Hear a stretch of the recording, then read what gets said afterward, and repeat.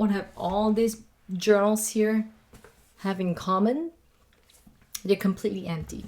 I've had them for years and not a single word in them. So why don't I write in them? Why don't I use them? I don't know if you're like me, but I was waiting for the right pen. I didn't want to start a blue pen and then decided I wanted a black pen. I didn't want it to be inconsistent because these books are so beautiful. I love them so much that I wanted to make sure I have the right structure to write into.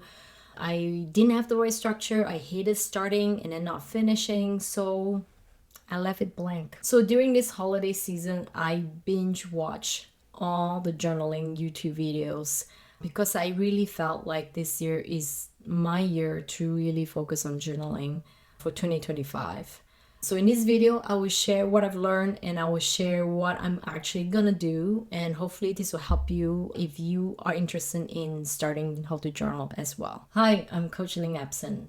I'm a certified executive and leadership coach. So quick tips on why journaling.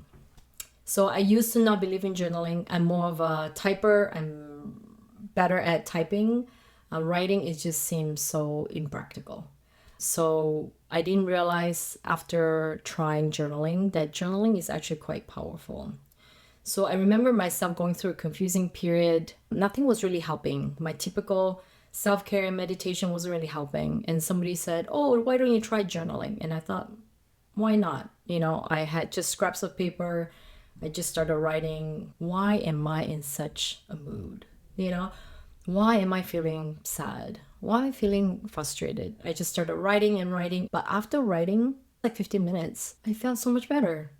I don't know why. And I realized there is something about writing things down. So I started doing more morning pages whenever I kind of feel like not quite myself, something's bothering me, I can't quite figure it out. I started writing in my journal. So there are studies that have shown that journaling can reduce stress and anxiety. Writing about your feelings are linked to decreased mental distress. And 2, journaling provides mental clarity. Writing helps empty your mental baggage, allowing for a fresh perspective and on situations. And 3, writing down your goals, writing down your plans is actually really helpful in tracking your growth in actually achieving your goals. When I saw that Sara Blakely started Spanx just from piles and piles of drugstore notebooks, and she still used to this day, full of ideas. If you go onto her Instagram, I believe there's a photo of just her stack of notebooks, and they're not fancy, they're not Moleskine, they're not any name brands you would know. And then I thought, if Sara Blakely can use drugstore notebooks, I can use any notebooks. And I realized that I've been using the type of structure, the kind of pen, a really beautiful notebook. I didn't want to mess it up. I want to make sure it's perfect, quote unquote perfect. I realized I was using that to procrastinate from actually writing something down, actually putting my ideas into words. So I've started using just printer paper, lined paper. I've started using a dollar store. Like this is from my local dollar store. It's $1.75 right here. I realized because I'm not trying to really be precious about it, I can be more myself. I can just write things down. I don't have to worry about anything. I'm actually more productive because of that. So if ever you need permission to be scrappy and imperfect, go for it. I give you permission to do it imperfectly, like myself. So grab that drugstore brand notebook, grab that dollar store brand notebook. It's $1, it's $2, it doesn't matter. As long as it's in a way that you like using them. I like this, it's easy. I can stack a bunch of them together. So, but if having a nice notebook really motivates you, please don't let my point of view stop you. Find whatever works for you. The point is, we all need to stop procrastinating and need to start journaling, because the actual act of writing things down, progressing, reflection is how you can achieve your goals, is how you can build more self-awareness within yourself. Let's try that this year. So I like to structure my journaling and my goal setting in 13 weeks structure, and it maps to around 90 days. So I like that because I feel that 1 year goal setting is just too long. I cannot remember what I did last January.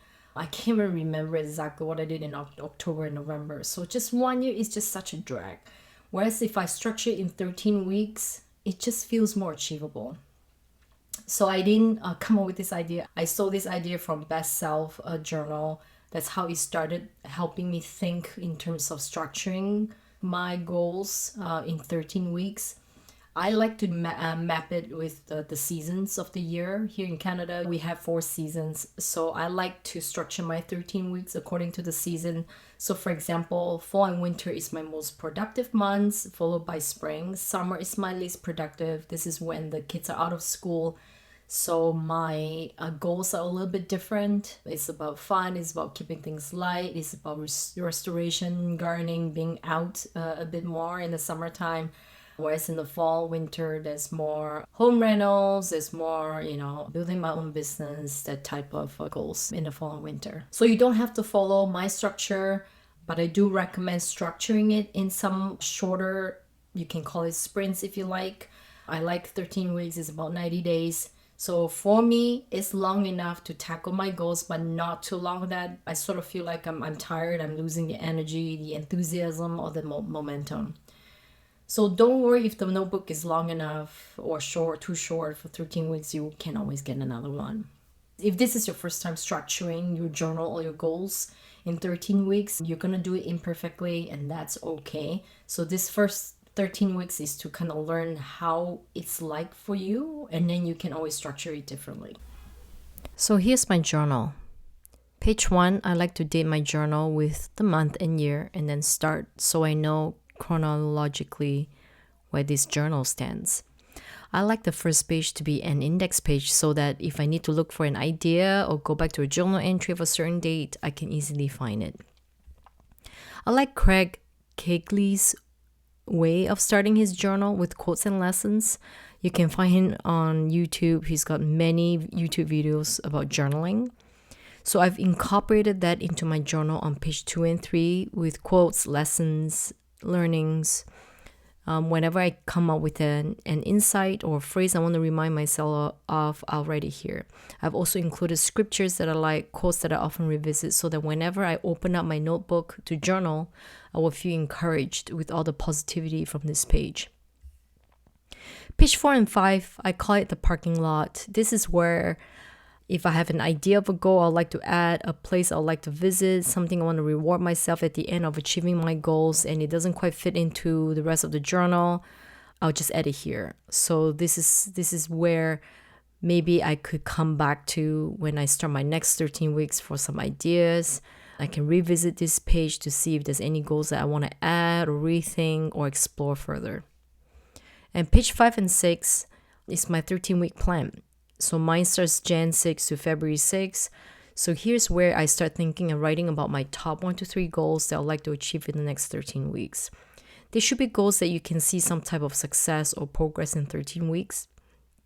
So for example, maybe having a 6-pack abs is possible for you in 13 weeks, but it's certainly not possible for me. So I won't use that as a goal, but I might change it to say going to the gym an hour consistently 3 times a week, or maybe an outcome goal where I'm able to deadlift 105 pounds by the end of 13 weeks, as an example.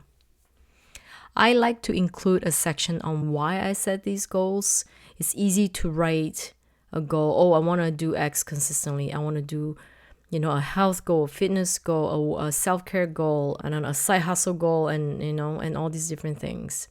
But when it comes to the why, sometimes writing that why will make you realize, oh, wait a second. My reasons aren't that compelling to do this goal.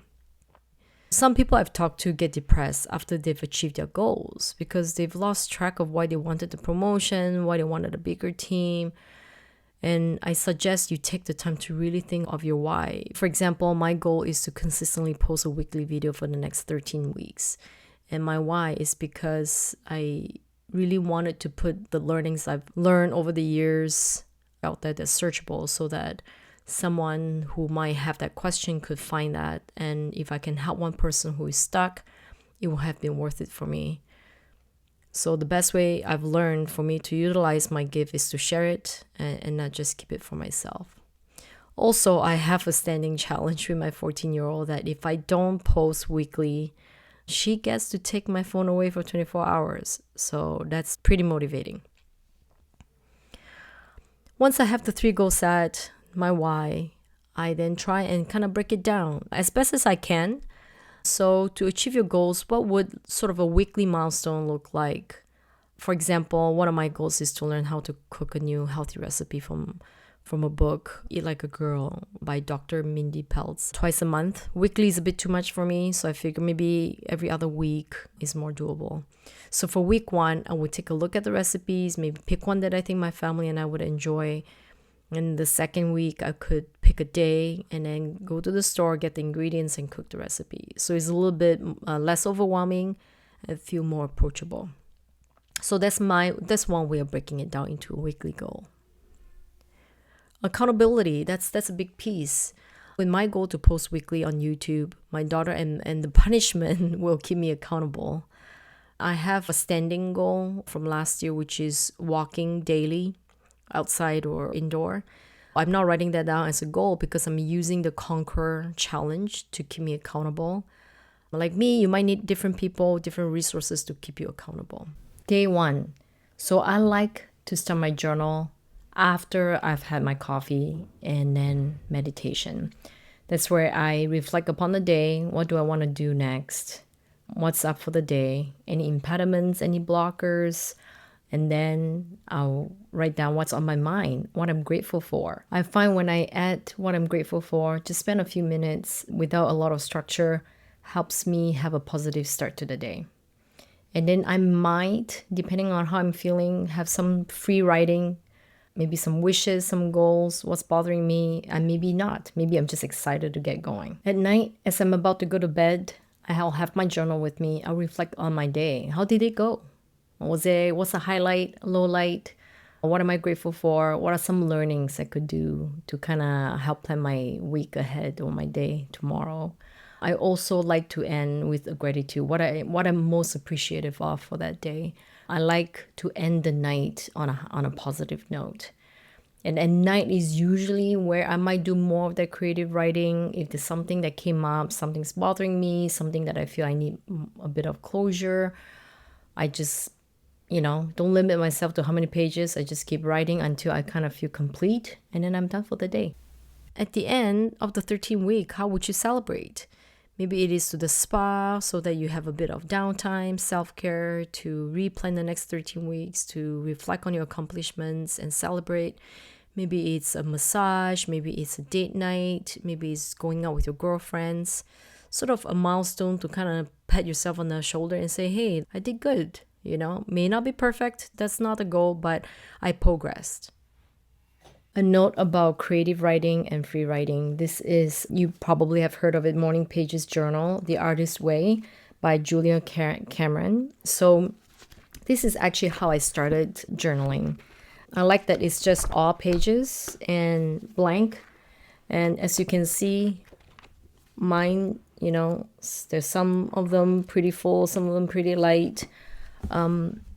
It's structureless. So if you find journaling tough, the structure kind of difficult to stay on track, I recommend this book. That's a good way to have some sort of a free creative writing. Hi, I'm Coach Ling Epson. I'm a certified executive. Hi, I'm Coach Ling Epson. I'm a certified executive